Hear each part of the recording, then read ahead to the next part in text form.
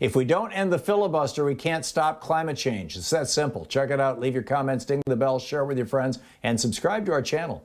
Welcome back. Thom Hartmann here with you. There's been a lot of talk about ending the filibuster, and because by the way, the Chauvin trial is suspended is paused for the moment.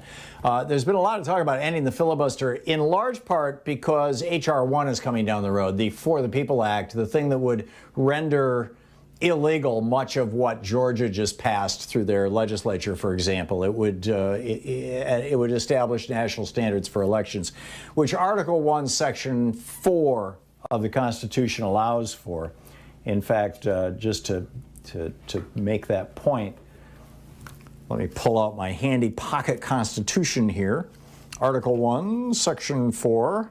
The times, places, and manner of holding elections for senators and representatives shall be prescribed in each state by the legislature thereof, but the Congress may at any time, by law, make or alter such regulations. So, people are going, oh, it's not federal takeover of our elections. No, we've had federal standards for elections for a long, long time. It's in the Constitution. But anyhow, that's where all this focus is being put about, saving the world by ending the filibuster. But frankly, I think that there's a bigger issue, and that is that 90% of all the food on the planet, the planet, what's called the terrestrial net primary production, the planet's ability to produce food, has been consumed or degraded or destroyed by humans. That as a consequence, we're eliminating nature. If you add up the weight of all the animals, what you find is that we represent about 90% of that total weight, which is pretty mind-boggling when you think about it. And it's just, this is, and what is stopping us from saving the human, and not to mention global warming. Just think for a minute about the world that our children and our grandchildren are inheriting and how radically different it's going to be.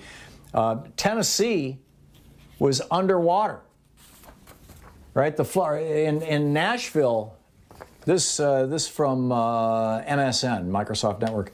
Unrelenting rainfall in Nashville turned roads to rapids, sweeping vehicles off the streets and drowning a motorist who was carried away. One of at least 4 people killed during a storm that continues to threaten the city on Sunday, the authorities said.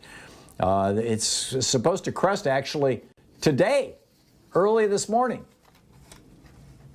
They note a flood in 2010 that was among the worst in the city's history had 13 inches of rain over a 36-hour period, leaving 26 people dead, and took months to clean up.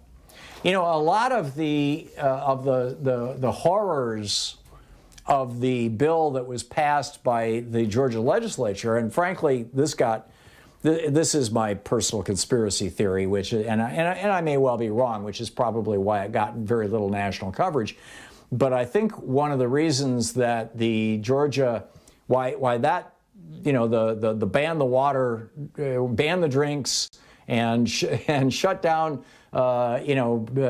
mail-in voting and all this other stuff and by the way, allow the Republican Party to end Brad Raffensperger, the Secretary of State, get him out of the picture, and let political people, the Republican Party, appoint the chairpersons or a single person who can replace the entire voting board. I forget the name of it, but unique to Georgia. But the elections commission, the local group that is overseeing the elections on a county by county or precinct by precinct basis, just blow them out of the water and replace them with a Republican politician. And that Republican politician can decide how many hours the polling places are going to be open, how many machines they're going to have, whether they're going to have 10-minute lines or whether they're going to have 10-hour lines, whether the votes are even going to be counted, how they're going to deal with provisional ballots, whether they're going to not count people who are voting in the wrong precinct because they got bad information from some right-wing group that's push polling them or something like that, or they're seeing these phony baloney ads. So Anyhow, the reason I think that they did this the day they did, and it went through the House, the Senate, and the governor signed it all within less than 9 hours, was not just the governing by surprise part that we talked about last week when I was reading to you from Milton Mayer's book, but also because one of the worst thunderstorms in a long time was on its way. And I think they knew if we get this bill signed today, the news tomorrow is going to principally be about, all the people who lost their homes and the cars that got flooded and the trees that are down and the power lines that are out. People in Georgia aren't going to be paying attention to what we did. And sure enough, that's what happened. And now but the bottom line is this is all climate change. We are looking at the leading edge of an unimaginable disaster. We have CO2 levels right now in the United States that the last time this world saw them, there was not one single human on this planet. 3 million years ago. Our species is only 300,000 years old. In our most modern form, we're really only about 10,000 years old, maybe 50,000. And 3 million years ago, when we had this much carbon dioxide in our atmosphere, the oceans were 90 feet higher than they are now. Parts of our country and parts of the world that are producing food were desert. Some of the deserts were jungles. I mean, everything was different. You think democracy is going to survive that? You think civilization is going to survive that? That's the world our grandchildren are coming into. So we've got to stop polluting the world. We've got to back away from this, and we've got to start remediating the pollution that we've already done with things like regenerative agriculture and, possibly some technology solutions. And what's standing in the way of all of that? The filibuster. You want to save the world? You want to provide a decent planet for our children and our grandchildren and their children? Should they have any? I mean, just look out 100 years from now. When our grandchildren or our children's children are coming into age. It's not that, it's not that far away, really. Is this the world we want to give to them? So yeah, ending the filibuster so that we can pass legislation that'll give everybody voting rights is absolutely essential.